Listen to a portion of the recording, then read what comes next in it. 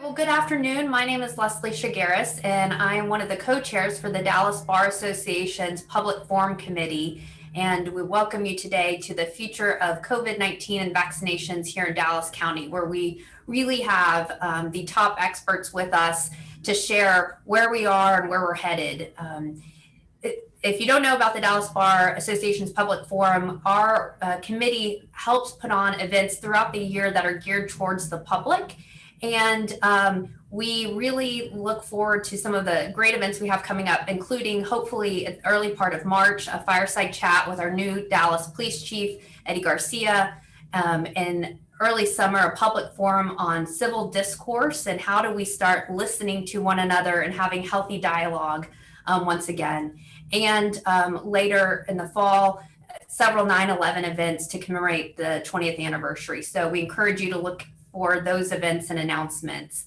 I want to thank the Dallas Bar Association's Health Law section, who is a co-sponsor of today's event, as well as the Dallas Friday Group. And I'd like to introduce Deb Verstogi, who's the chair of the Dallas Friday Group, to say a few words about her organization. Deb? Thank you so much, Leslie, and happy Friday, everyone.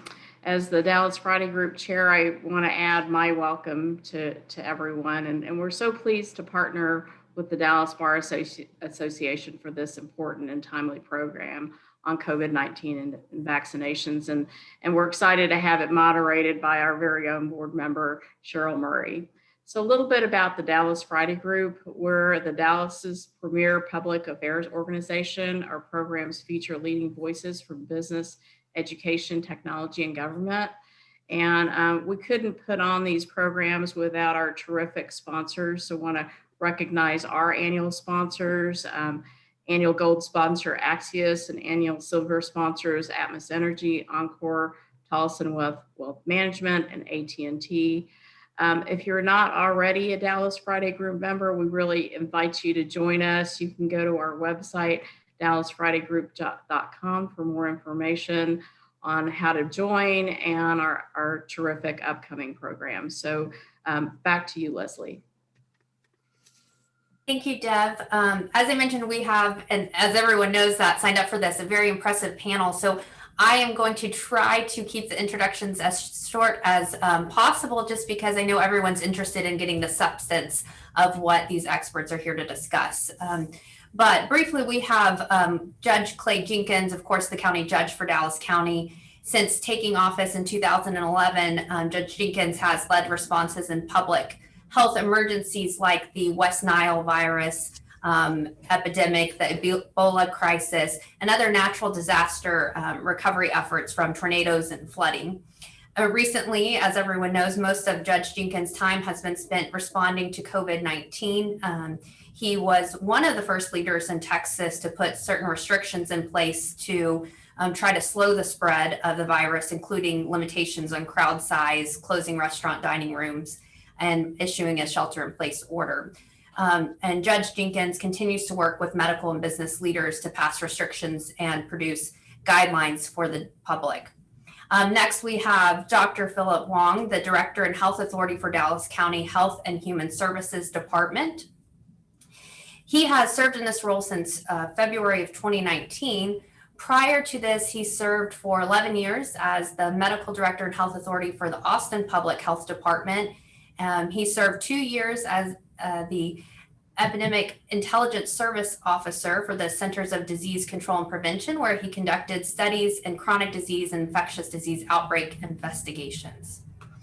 With us also today is Dr. John Carlo. He's the CEO of Prism Health North Texas. Prior to serving as the CEO of Prism Health, Dr. Carlo served as the Program Director for the Center for Infectious Disease Research and Policy at the University of Minnesota. He has previously served in Dr. Wong's position as the Medical Director for Dallas County Health and Human Services and was appointed as the Health Authority for Dallas County in 2006 to 2010.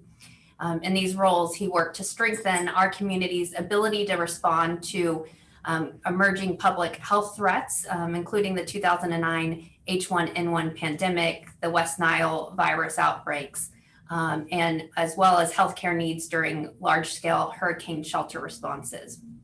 Since 2007, He has chaired the Dallas County Medical Society Emergency Response Committee, and he's on the Texas Medical Association Coronavirus Task Force. We also have with us today Stephen Love. He is the president and CEO of the Dallas-Fort Worth Hospital Council, which promotes collaboration, cooperation, and advocacy on behalf of its 90 member hospitals. The primary mission of that organization is to promote patient safety, quality healthcare, and coordination of delivery of healthcare throughout North Texas.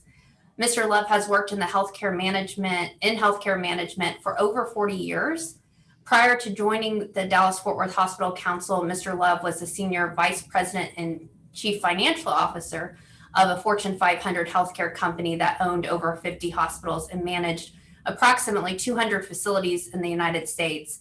Mr. Love somehow also in his free time finds the time to serve on numerous boards for nonprofits across North Texas.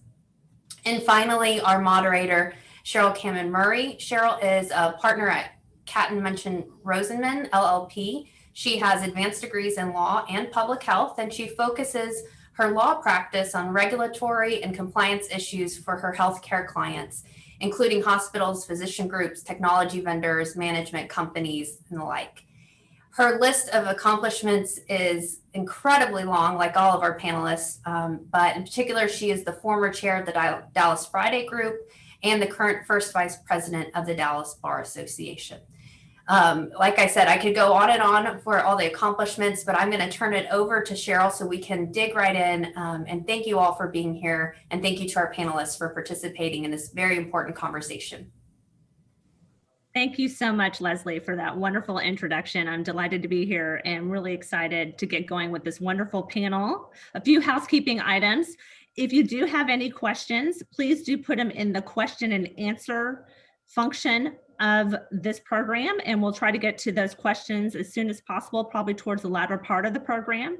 In addition, we are recording this presentation, so it should be available at a later date via the Dallas Bar Association YouTube channel. So if you have to jump off early or if others missed it, they certainly can view this program via the YouTube channel. Judge Jenkins is going to be with us for the first half of the program. He does have to jump off about 30 minutes in, so we'll certainly try to hit his questions in the earlier portion of the presentation. And with that, let's get going. It's 2021. We are very glad that 2020 is behind us. We still have many challenges ahead of us with the pandemic, and we also have a number of unanswered questions. But we're hoping to get to those questions today with this panel of excellent experts and actually provide you with some predictions as well. So let's get started. Let's start with Steve Love. Steve, do masks really work? And do they prevent the severity of the illness of once you get COVID-19? Do they actually prevent the severity of maybe the symptoms of COVID-19?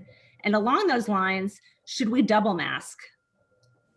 Thank you, Cheryl. Great question, and it's a real honor and privilege to be here today, especially with the other panelists who are certainly experts in all of this. Let me give you the long and short real quickly on that. Masking is so important. It's probably one of the best tools in the toolbox that we can use to help prevent the spread of COVID-19. And there's some other things you need to know about masking. One, you need to get a proper mask that has 2 or 3 layers. It needs to be, in many cases, cloth where you can wash it. It needs to fit tightly. If it's winter time and it's cold outside, you should put your mask on and then use your scarf or your ski mask, etc. It's very important to do this. There's scientific evidence that supports why you should wear a mask. In talking to infectious disease physicians and specialists, there have actually been studies done where they took healthy guinea pigs and put them in a cage. And then adjacent to that cage, they put guinea pigs, not only that it had the COVID-19 virus, but they even tested this with flu. And because of the dust particles, the virus can travel from one cage to the other, the microscopic particles. And so they put cages side by side and the infected guinea pigs infected the healthy guinea pigs that were in the adjacent cage. They then ran an experiment where they took the healthy guinea pigs and they covered the cage with the same material that's in a mask, but they left the cage with the infected guinea pigs totally uncovered. It still transmitted. Some of the guinea pigs that were healthy did contract the virus, but it was not as bad. Then they did the final stage of the experiment where they put infected guinea pigs in one cage, they put healthy guinea pigs in the other, and they covered both cages with the same material in mask. And lo and behold, the infection rate was almost non-existent, which really means if both parties are wearing masks, it's going to help slow that infection rate. They did a similar experiment at Duke where they took a box, they cut a hole in it, they used lighting and a special camera, and they had a person talking to the box through the hole they cut without a mask. And they looked at the number of particles and they knew that the virus would be spread. Then they did it with the mask, and they used different types of mask all the way up to an N95. And it reduced the spread over 95%. So there's evidence from the scientists, there's evidence from the doctors that masking makes a difference. Case in point, you can talk to any of our emergency rooms at any of our hospitals. One of the benefits of people wearing a mask, we've had an almost non-existent flu season. That's some good evidence as well.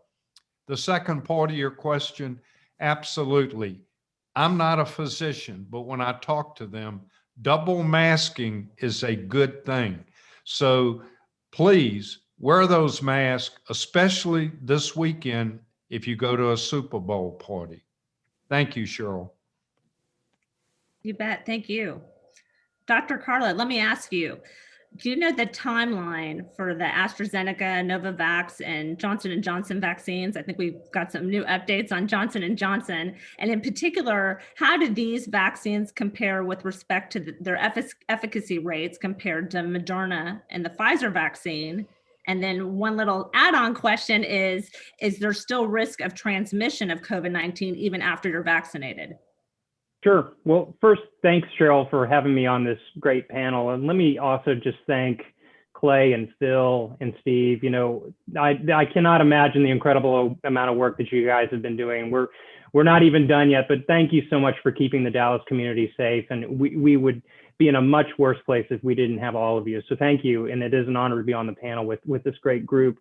You know, we have had a lot of good news this week around vaccines. So the Johnson & Johnson vaccine, we believe, will be submitted to the FDA for emergency use authorization probably in the next week or so. And the turnaround actually has been remarkably fast in getting the FDA to come up with a decision on that. So Johnson & Johnson could be pretty soon. They are promising roughly 100 million doses to the United States, and that could be as soon as April to May when that could arrive. And remember, this is the single dose and only requires refrigeration, which is also, I think, going to be a great addition to the other two current vaccines that we currently have. AstraZeneca is not far behind. Our center at Prism Health North Texas is actually an enrollment site for the AstraZeneca vaccine. I personally received the vaccine as I was a study participant. AstraZeneca is going well. We think it'll probably be in the next few weeks where they will also submit their application to the FDA for emergency use. They promised 200 million doses to the United States. There has been production delays in Europe, so you probably have been reading a little bit about the AstraZeneca vaccine having some delayed timelines in production. But this is also good news. And then finally, the Novavax vaccine, which is a different technology, but also showing great results in Europe. This one's probably not too far behind either. The study has been enrolling, and I think they're moving forward with phase 3. So this one may also be pretty quickly in front. Now, I think there's an important perspective to make on all of these vaccines. You know, we're getting a lot of reports right now of the efficacy. And, you're hearing 90% for Moderna, maybe 88% for Pfizer. What about Johnson & Johnson? That seemed to be a little lower perhaps than the other two. Is one vaccine better than the other, or should you make a decision based on what you've heard? And my strong advice is absolutely not. Keep in mind that these studies are run against the placebo. They're not comparing one another. So we don't really know if one vaccine is going to work better than the other, because we just simply have not researched that and studied that. So the basic thing, the main thing is, if you've got a vaccine in front of you, whatever one it is that's emergency authorized, approved by FDA, get that vaccine and take it. The last question, Cheryl, I think you mentioned, is what about the transmission risk? And this is another open question we don't know yet. In other words, could you prevent an infection with the vaccine for yourself, but you may still be at risk to transmit the virus to somebody else in your close contacts? We don't have the answer to that for the first two approved vaccines. In other words, they just hadn't studied it with Pfizer and Moderna. The good news is the AstraZeneca vaccine has studied that and has shown reduction in transmission in a very small subset of their study population. So we think this is encouraging, but definitely the bottom line to this is, if you receive the vaccine, there's no guarantee that you can't transmit it to somebody else. So we still have to do what Dr. Phil is doing right there with the double mask, and make sure that we're doing our part, even as healthcare workers, if we've received the vaccine, to make sure we don't transmit it to our patients or other people in our household. Thank you. Thank you. And we did actually get a question from an audience member just confirming that wasn't the Johnson & Johnson vaccine submitted for approval. And it's my understanding that is the case, that it's now in process with being approved by the FDA. Is that correct? Okay, so they've submitted. I think it was either this week or they were in the process of doing it. So more to come on that. Great. Thank you. Okay, now moving on to Judge Jenkins. Judge Jenkins, how can people actually register now for the vaccine, and how do they do so if they don't have online access? Please give us some information about some of your community outreach efforts in that regard. Sure, and in a moment I'll give you a phone number for English and Spanish for people to register, so anyone wants to get a pen ready for that. And so here goes. It is 1-855-IMMUNE, that's IMMUNE 9. That's 855-IMMUNE, IMMUNE 9. We have English and Spanish operators standing by. We took 3,000 calls yesterday, and we want to help you. And then I noticed that Crystal Rotana is one of the registrants. And Crystal's one of our great city council people in Farmers Branch. And so people like Crystal and so many others, Dallas City Council folks, faith leaders, are holding events. And we'll partner with you on your event. The Friday group could do an event. The bar could do an event. All you need to do an event, by the way, is a hotspot and some tablets or laptops, because anyone can help folks sign up on our website. And starting I think actually today, anyone age 16 and above can sign up. Now, I want to make this real clear, at least in Dallas County. I want to make this very clear. If you're not in either 1A or 1B, if you're in 1A, you probably already know you are. 1B is an underlying condition, which is listed on the website, and under 65 or over 65. If you're in that group, the state says you're eligible for a shot. We can vaccinate you.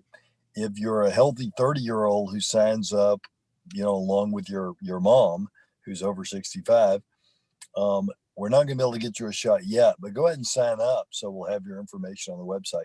Now, the best way for you to have your best chance to get the shot on registration is to register in as many places that you're willing to drive to. In Dallas County, we give the shot to the oldest or most serious underlying condition person in the neighborhoods with the highest spread first. We use the Parkland Center for Clinical Innovation to use artificial intelligence to guess if this person got it, how likely would it be that they would be hospitalized? that person gets it first. In the surrounding counties, the first person to sign up is the first person to get it. So if you are 40 years old and have high blood pressure, your chances are probably better in Denton or Collin or Tarrant County currently than in Dallas County. Now, I have had conversations with the Biden administration about becoming a mega center where we would give out, 12,000 shots a day, 7 days a week. If and when that happens, we're going to be able to work through our list very quickly. And so it's very, very important that everyone register, and that is particularly those hard to hit areas register. For us to reach herd immunity, we need about 85% of the people to get vaccine. Okay, you got your anti-vaxxers out there who, no matter what you say, aren't going to get vaccine. You've got your people under the age of 16 who currently can't get vaccine because it's not approved for them yet. And you got some people who can't take vaccine because of an underlying health condition, a severe vaccine allergy, what have you. So that means every available person who's willing to take it, we need to get a shot in their arm as soon as we can. And so help us, please, to get people registered. That's great. And Judge Jenkins, to your point again, it's recommended. You would say that to sign up on multiple lists, it's fine to go ahead and sign up even if you're not eligible at this time. Is that right? Absolutely. You do not have to live in a county or even the state or be a citizen to sign up on a list. If you're in Texas, and this, by the way, this is a federal vaccine available to anyone in the United States. So people could sign up theoretically on the Chicago list, or people from Chicago could sign up on the Dallas list. And so you can sign up anywhere. And again, it's hard to guess which is going to work best for you. So sign up on as many lists as you can. And there are lists beyond just the counties. For instance, UT Southwestern opened up a list on Mondays for the first 10,000 people that sign up. The city of Garland has their own list where they give out 1,000 a week. The fire department in Allen has their own list, and there are others that have their own list as well. Most people work off the Dallas County list, like the city of Dallas, Baylor, Methodist, Parkland, UT Southwestern, and the county. But there are enough other lists. I believe there are 9 or 10 sign-up opportunities currently in the Metroplex. Thank you. And we know this is really for everyone, Judge Jenkins and the rest of the panelists. We know there has been some confusion with respect to the federal government, the city, the county, the state, and how the vaccines are issued in an equitable manner. Do you know kind of the root of that, and maybe is there some thoughts on how that could be, how coordination may take place more in the future?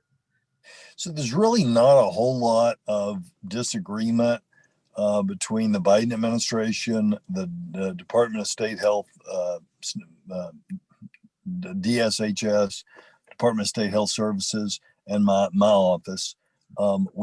We want to use what we call proximity and vulnerability. Proximity means you're in a neighborhood that has high spread. That is a factor. And vulnerability means who is more vulnerable to a bad outcome with COVID.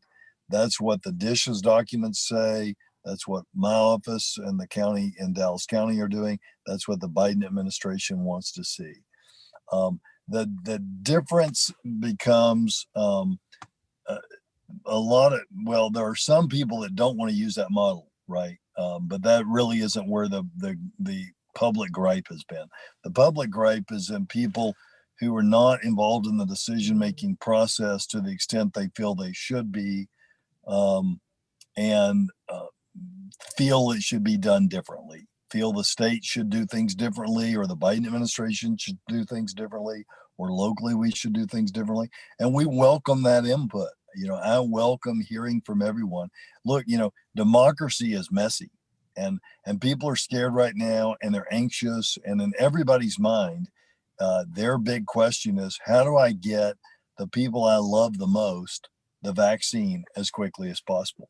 And so that is going to lead to, some people rising, to the challenge and showing grace.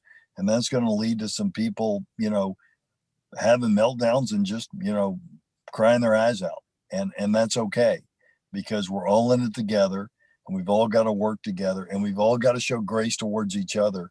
And that extends down to you guys too. So attitude and gratitude are not challenges in times like this. They're choices. You've got to choose to have a good attitude. You got to choose to find things to be grateful for. You need to not look at your neighbor's Super Bowl party, which, by the way, Super Bowl parties are dumb, guys. Super Bowl parties are dangerous. Help us not to have to report 50 dead people next month a day by not getting around a bunch of people in this time of high spread. But having said that, don't judge your neighbor for his Super Bowl party. Just think about, what can I do to be a little bit, to make that small sacrifice, get a little better, to keep my family, my office, my community safe. If we'll focus on our own ability to keep people safe and not tear each other down, that's the best way we'll get through this. Thank you. And I do want to ask about, to both Judge Jenkins and Dr. Wong, right now, as you mentioned, certainly those that are eligible for the vaccine are the 1A and the 1B group. But what do you think the next group of people will be that will have access to the vaccine? We do hear through the CDC that perhaps essential workers are on that list, and there is some guidance out there potentially that may include attorneys. The reason I mention that is because of the Dallas Bar Association. We do have a number of lawyers who are attending this program who probably are interested in who that next group is, if it includes them, as well as everyone else who's attending. Who is potentially the next group that can get the vaccine in North Texas? And ultimately, when do we think it'll be open to the masses? I'll take a quick stab at that before I jump off. So I have advocated, one-on-one with Dr. Hellerstedt and in other places as well, for courts to be a part of 1C, which is the next group. So that would include at least some attorneys. As far as I'm concerned, it could include all of them, but people that are going to go to the courthouse would be included. I would think at a minimum in that. Now, the state has not come up with their 1C list yet. So in other states, for instance, school teachers are in 1B. Maybe there's a state with attorneys in 1B. I don't know. But in Texas, 1B is based on your underlying conditions. 1C is based on what field of work you're in. So for instance, on the CDC list for 1C, it includes attorneys and court personnel, and it includes media. But the state hasn't done theirs yet. Phil or anybody else want to add something on that? Anybody else? Yeah, no, I just echo that. There are some discrepancies in different, between the state and CDC, but probably essential workers in some form, and what that specific definition will be, and probably perhaps persons in congregate settings, homeless populations, jail settings, but we're still, seeing, and what the state has pointed out right now, any persons in those essential worker positions that meet the state's 1B classification, which is 65 or older, or with underlying health conditions, are covered. So. Great. Okay, thank you. Now, Judge Jenkins, I think, do you have to drop off? I do have to drop off. Can I say one thing before Absolutely. I go? So one other thing that's popped up, and I did throw it in the chat, is people are hearing, hey, I got my first shot at Dougherty's, and now they're telling me that I don't have a second shot. Let me help you with that, because I just got off a call with the pharmacies less than an hour ago.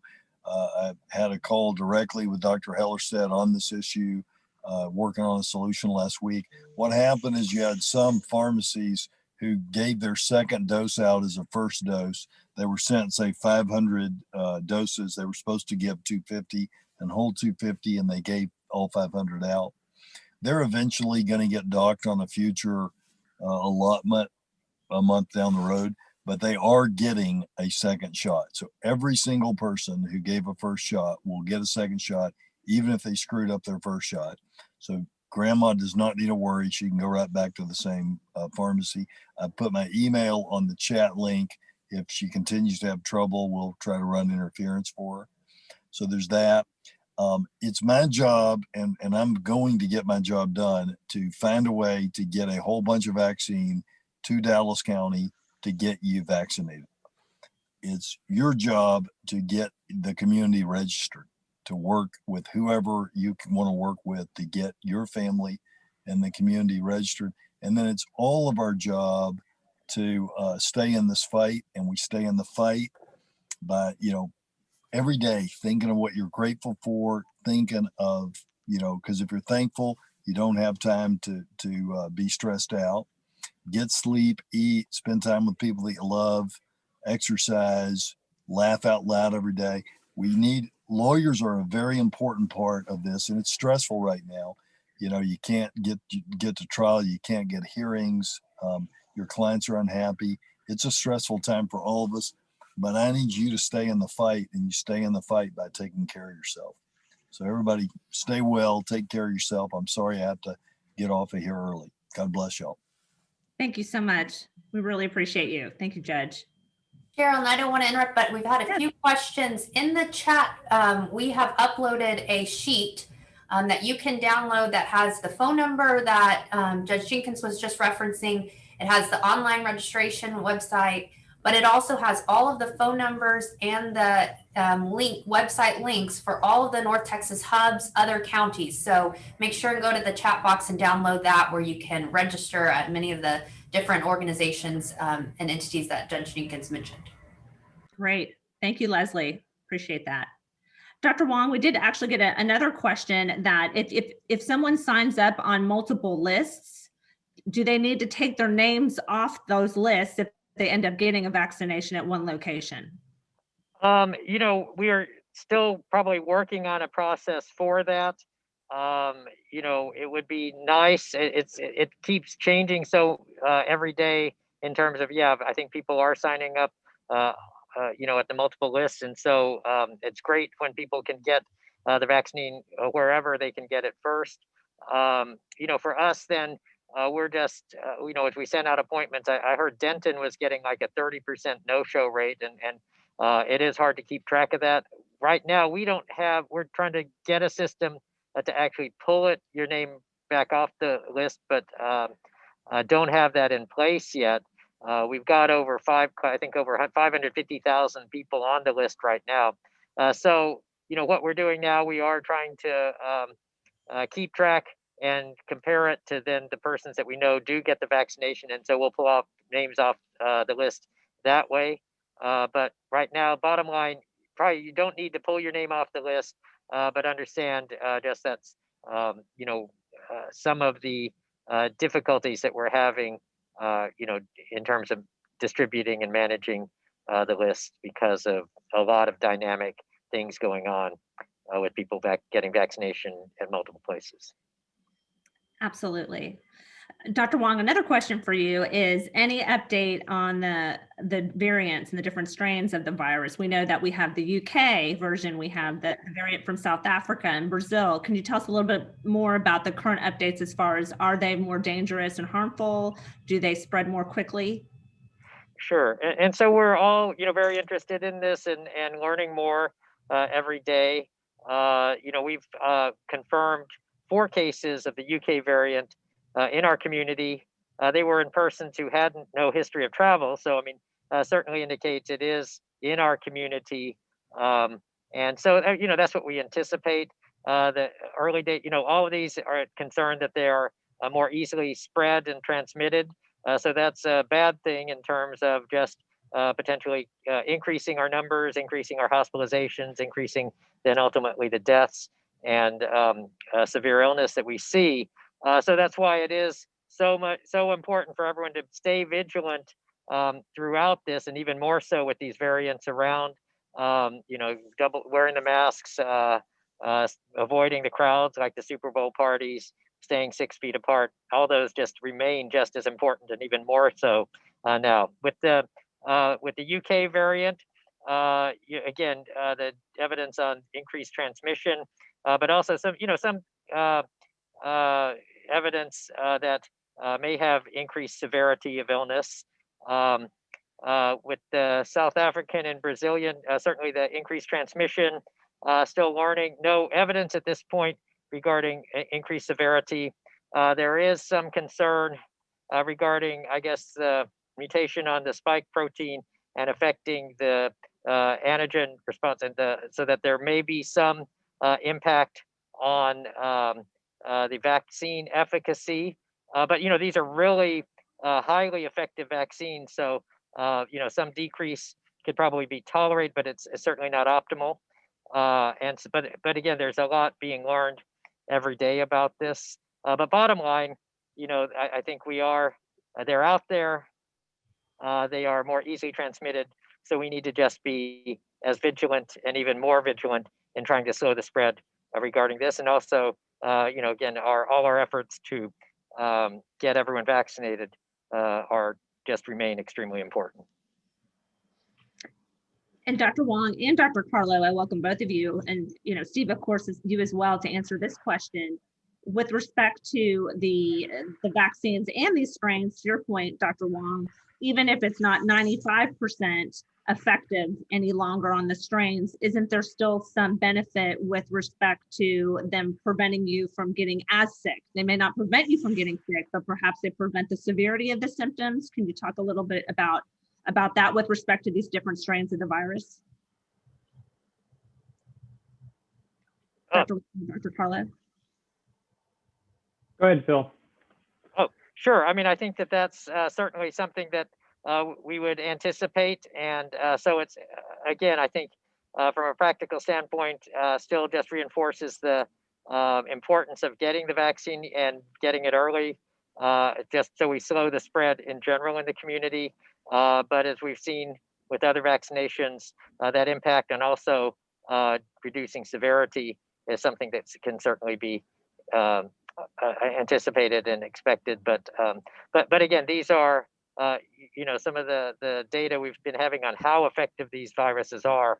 A slight decrease in that, these would still be very effective vaccinations. Anything you want to add, Dr. Carlo, in that regard? No, that's exactly right. This is still early on. We're only looking at trial data, and while thankfully we do have 30,000 enrollees in this country for each of the vaccines that have been tested, this question of infection versus hospitalization and severity by the different variants that are going to be testing this, essentially, we don't know for sure, but theoretically, yes, I think that there could be a benefit of preventing more severe illness, but not preventing illness altogether. That has been seen. But this is very early on, and as Phil said, this really tells us this has got to be where we increase our vigilance. And again, if you've received the vaccine, it doesn't give you the all clear or the immune passport or anything else to really say that, because this is so early on, this is not the time to stop doing the other things that you're doing. What do you think there's going to be, Dr. Carlo and Dr. Wong, do you think there's going to be more mutations in the future? And do you think that boosters are likely? I think we're hearing some new information out there that they might even expedite the FDA review of those boosters, that they move even more quickly through the process to get those boosters out. Yeah, I think it's absolutely highly probable that we're going to see more variants. This is what, unfortunately, viruses do. And this is, in particular, a virus that is known to have an ability to really have mutations and variants and continue to do that. And I think what really frightens me the most is we're talking about millions and millions of people that currently have infections across the planet. And in each person, there's millions of viruses that are there replicating actively. And so, the opportunity for these variants are going to be significant. The other thing that's not really good news, but I think important news to think about, is as we get more vaccine and immunity against the currently circulating strains, it actually can pressure new variants to actually coming out because they aren't slowed down as much by the immunity in the vaccine. So, unfortunately, the way viruses behave, this is not really great news to share. But I think it goes back to our points where we say, get the vaccine, continue doing the physical distancing measures that we do, be prepared for additional, booster doses as they come up. We know Moderna is already adjusting their vaccine to perhaps accommodate better some of the variants, particularly the 1351 variant from South Africa. So I think this is going to be more and more as we keep going. I think it's an important thing to say, just because we've got the vaccine and we're rolling doesn't mean that our response is finishing up anytime soon, unfortunately. It sounds like it's an arms race, literally a race against getting the vaccine in arms versus the mutations and competing with that. Yep. Does that sound about right? Yep. Steve, let's move on and talk a little bit about the hospital systems and health systems. Let's discuss what some of the biggest problems are with respect to the hospitals in North Texas. Are the issues really with respect to the COVID-19 patients? Is it bed capacity? Is it lack of patient staff, lack of equipment, lack of PPE, all of the above? Yeah, that's a great question. It depends on the point in time. I would say in March and April, PPE was a problem because throughout the United States, we probably did not have enough PPE to deal with COVID-19. Since then, we have definitely increased that, and our hospitals at this point in time have plenty of PPE. We're blessed here in North Texas, especially, to have excellent healthcare systems. They're large systems and they have good bed capacity. But even that got really taxed at, say, the second and third week of January. It really got tight. We had to look at things like recovery rooms, using them as ICU expansion, and we try to expand on the campus. The big thing, though, the real underlying problem was staffing. If you have a hurricane, you can move people from across the country to help you staff, or if you have an earthquake. But everyone in this country is fighting COVID. So there weren't extra critical care docs. There weren't extra nurses. There weren't extra respiratory therapists.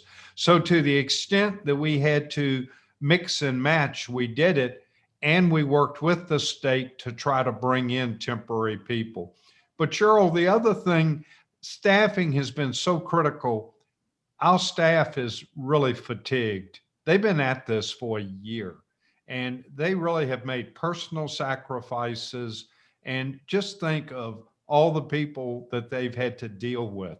I talked to an executive the other day that went to the COVID unit, and a veteran nurse who had worked 20 years was coming off, and she said to the nurse, "How are you doing?" And the nurse said, "I'm not having a good day. I just worked a double shift and I held the hand of 5 people on the COVID unit as they took their last breath." So it's very tough on the workers. And that's why please wear a mask. And when you do that, you're helping people not be infected. The other thing I will tell you, Cheryl, and this has improved, but in April, May, and June, there were so many people afraid of COVID that they wouldn't come to the hospital for non-COVID events. We had a real decrease in people coming for heart attacks and strokes, and we had more people dying at home from non-COVID related items. So we got to all work together in this. We got to educate people. But the key ingredient is staffing, and those healthcare heroes deserve so much credit. Thanks for asking that question. Absolutely. Thank you. And thank you to all the heroes out there who are saving lives every day. We in the North Texas community really do appreciate you. And to follow up on that, Dr. Carlo and Steve, let's talk a little bit about the crisis standards of care guidelines that you both have worked on. And if you don't mind sharing with us the work that you've done with the North Texas Mass Critical Care Guidelines Task Force, and tell us a little bit about that, as well as whether the guidelines were actually activated. John, why don't you go first? Okay, well, thanks, Steve. This has been something that we've been working on in this community since 2005. And if you remember back then, we were coming off of the response from Hurricane Katrina. And you may have remembered the really unfortunate circumstances that happened down in New Orleans, where hospitals got stranded and patients were left with no healthcare resources, and the healthcare providers could do nothing to save the lives that they had in the hospitals at that time. loud and clear, that message came out to say, we've got to be prepared in this community if such a scenario were to ever happen here. And we never want it to happen, of course, but we have to think about the reality is any type of a pandemic or other disaster could overwhelm our healthcare resources to the point where we simply don't have the ability to provide that level of patient care that we typically do on a day-to-day basis. So we started that framework back in 2005, and this has been an ongoing effort by many, many people in this community. Cheryl's been involved. We had Tom Mayo from SMU also involved. We've involved the faith-based communities. We've involved the disability rights communities, and we really approached this together and talked about this from a real objective standpoint. What do we want? What do we expect if our healthcare providers are facing this unfortunate challenge? What can we do that's for the best, for the most, and does not cause undue harm or discrimination at that critical time? And you know, I think we've been working on it. We've never hoped to actually have it activated. I think your question, Cheryl, and I'll pass to Steve to kind of finish this. We became very, very, very close over the last couple of weeks, needing to activate the crisis standards of care for North Texas. And I'll pass to Steve for his comment on that. Yeah, the only thing I will add, you know, John is right. And it wasn't just Dallas County either. We had people from Tarrant County, Collin County. It was a North Texas approach. And, you know, we got the blessing of the Office of Civil Rights just recently, in addition to the disability rights, that we met the criteria and we're not discriminating. Going back to staffing and ratios and having the appropriate people not to put patients in danger. Coming off of Christmas and New Year's, we really got very close to implementing the critical care. I would say we were within a week of having to implement it. And luckily at that point, we began to plateau and we've been decreasing and decreasing, but we're still at a very high level. And if some of these variants kicked in, and if people don't behave at Super Bowl parties, and we have another surge on top of where we are now, God forbid we never want to implement these. But I would say about 2.5 weeks ago is the closest that we've ever been to implementing them. And let's hope that we don't get there. So fingers crossed, we'll keep those numbers down. Okay, so Dr. Carlo, let me move on to talking a little bit about the treatments. We've had some really good success with the Regeneron and other drug manufacturer made the COVID-19 monoclonal cocktails, the antibody cocktails. So can you tell us a little bit about this treatment? When should people get it? And should they get it? And how do they get it? Right, thank you. So there has been a lot of effort ongoing to examine and find anything that could be of benefit for patients at various levels of severity of illness. And the goal in all of those situations is to really reduce the severity and increase the recovery of somebody that is already infected with a coronavirus. You know, we've had some successes, some very good things that have happened. One is we do have some good data that shows that steroids are a useful application but very, very specific at certain times of the disease course. So it's important to note that it's not about for mild illnesses to go and get oral steroids or something like that. This is really at the critical care setting where we found some benefit for using steroids. There's other applications, other type of medications called antiviral medications, and we're familiar with this from our HIV treatment experience, and a lot of them actually are related to many of the ones that have already been put into practice with HIV treatment. We're seeing benefits with these, you know, still very investigational, and we need to see more. And I think that, you know, the last category is one of those where I think there's some good things to talk about, but also some limitations to talk about. And that's the monoclonal antibodies that are now available. So the good news is there are 2 centers in the Dallas, North Texas area that has availability for both of these monoclonal antibody treatment. It requires a physician referral. So if you are interested or know of somebody that could be a candidate for this, you have to have a physician make that referral. How do you decide whether you're the right candidate? The illness is important. Obviously, you have to be confirmed as having a coronavirus infection. And then you also need to really be in that higher risk group. If it's a chronic medical condition or age over 65, situations that might put you at risk for more severe infection, absolutely get that referral from your physician, or the emergency departments around also have availability within their hospital systems or can refer you to those sites for those treatments. Now, how well do they work? It depends. We're still, I would love to see them work better, to be honest. We're not seeing them work as well as we'd like to. They also are not very good in terms of application. In other words, you have to be almost in an infusion center, and it takes time to receive that. It's expensive, isn't well transported, and just really isn't going to be our best solution, I think, to really limit severity, particularly early on in infections, because it's hard to get all of those folks into care, into those settings. So we need more in this category. Absolutely. We're not near where we need to be in available, effective, affordable, and accessible treatments that can really blunt the illness and really limit the likelihood of hospitalization and likelihood of severe illnesses. Thank you. Now I'm going to ask all the presenters to take out their crystal balls and make a prediction for us.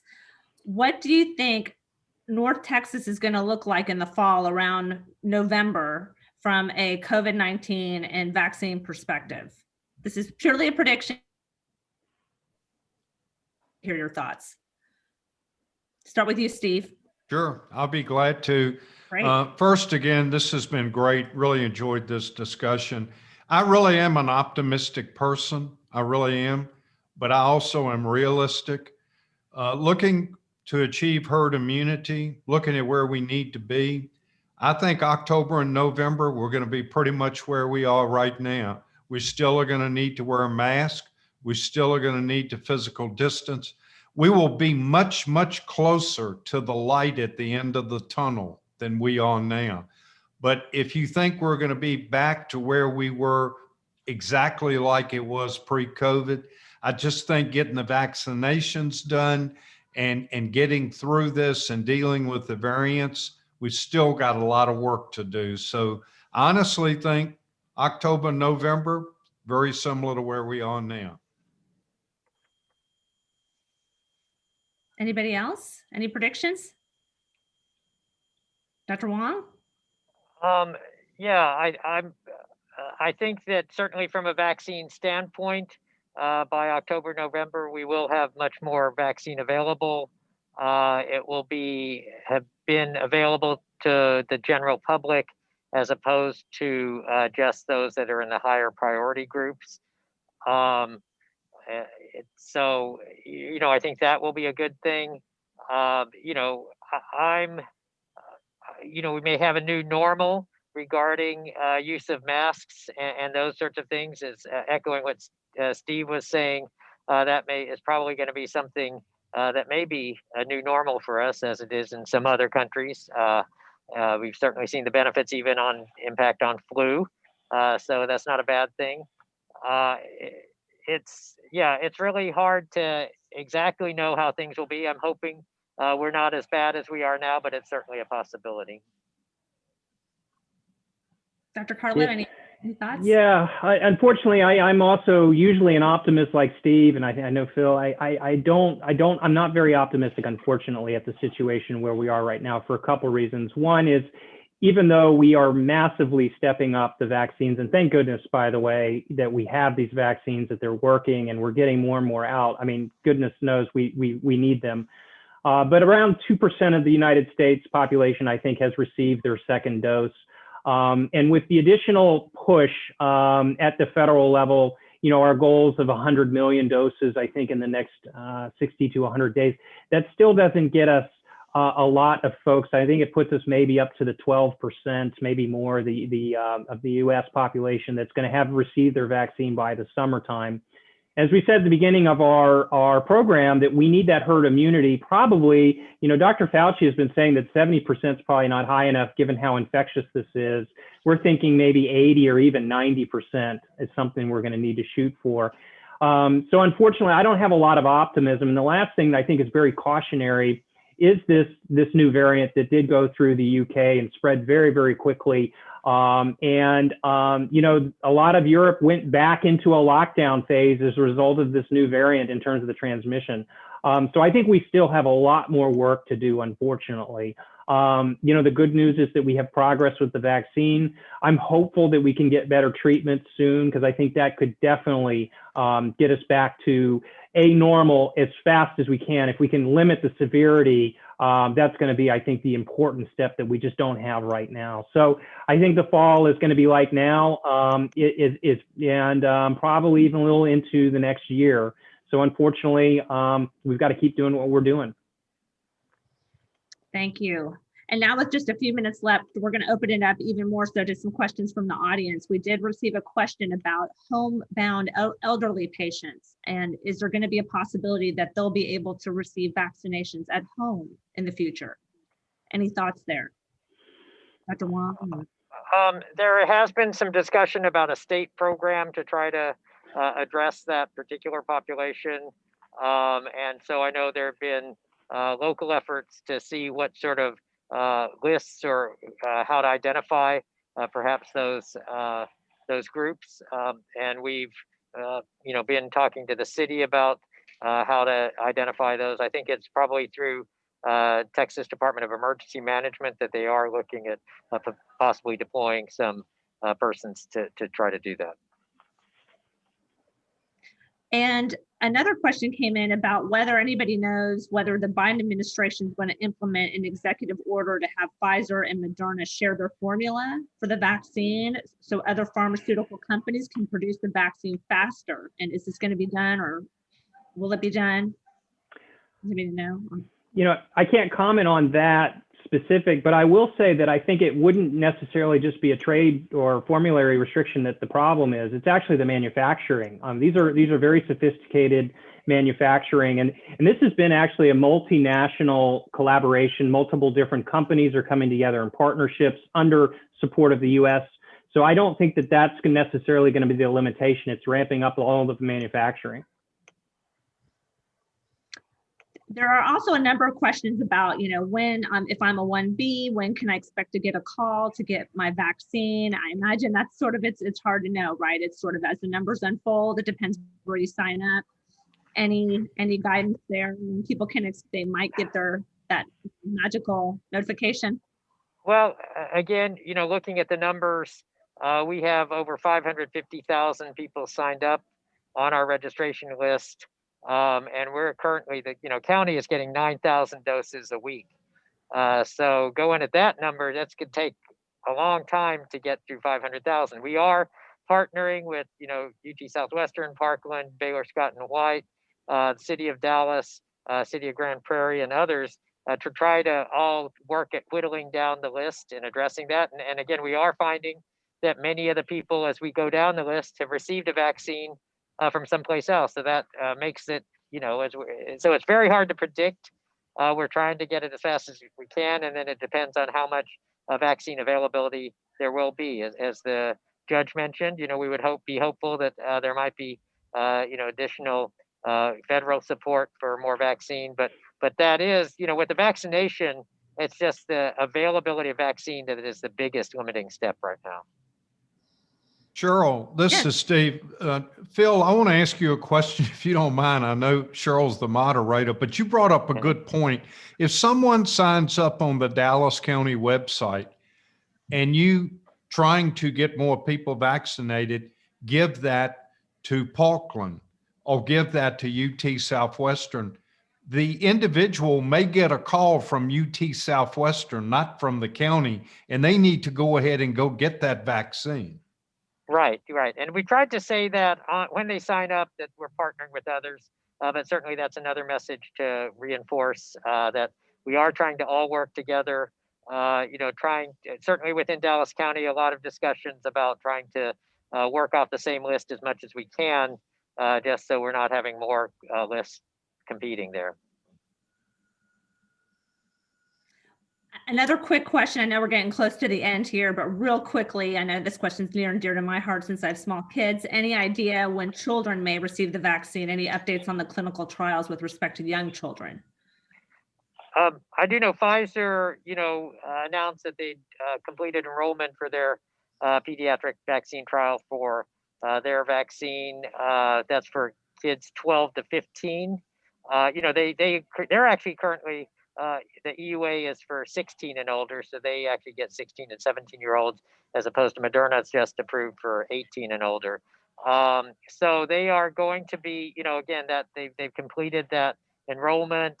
I think that it's hard to say exactly how long that process then will take. Probably, not couldn't really predict if it's even by summer. But then to get below to like the next stage where I think below 12 years of age is probably going to take a new sort of study, and they'd be looking at modifying the formulations or dosing schedule and things. And so, and they'll probably be waiting for some of the data from the 12 to 15-year-old data. So it's probably going to be a little longer even for that younger population. Okay, and I'll wrap up with one more question. There has been some concerns with people who were able to get the first dose, then did have problems getting that second dose potentially, and we talked a little bit about that. What do we know if they aren't able to get it within that perfect window, their second dose? Is that a big problem? Is it still effective if they're a little late in getting the second dose? Any thoughts there? Well, I'll say operationally, and the judge alluded to that. We've had clarification from the state. Everyone who received their allocation for the first dose will get their allocation for the second dose. This issue has come up for us at Fair Park. People saying, they went to the pharmacy and the pharmacy saying they don't know if they're going to get their second dose. The judge mentioned we were just on a call with pharmacists. They will and can get their second doses. They should go back to the place where they had their first dose. There's a sort of initially they talked about a leeway, 4 days before that you could get it and still be within it. And the recommendation has been, if you're late, go ahead and get that second dose. Some of these aren't optimal, but you want to get it as soon as you can, and you want to get that second dose. And we're learning more about that efficacy. Yeah. And the CDC does right now has 6 weeks on their website. So you're right. As soon as you can. They have discussed, the option of receiving. What if you receive the Pfizer first and the Moderna second? Not optimal, but if that's what you have, that's still acceptable, I think, according to what the CDC is saying. So more to come. But the good news is if you're a few days or late, I think that, you're okay. That's not going to reduce your immunity. I think that, 6 weeks it gives hopefully plenty of time to get that second dose delivered. Wonderful. Well, I see we're just 5 minutes past the hour, so we certainly want everybody to enjoy their afternoon. So I think we'll go ahead and end here. And I want to thank the panelists for spending their precious time with us today. Their excellent feedback. I hope all of us learned something. I certainly know we have, and really appreciate their expertise and time. I also want to thank the Dallas Bar Association Health Law Section and Dallas Bar Association Public Forum and Media Relations Committee for their sponsorship of this program, along with the Dallas Friday Group. We really appreciate their support. And with that, we hope you all have a wonderful weekend and stay well. Thank you so very much. We are adjourned.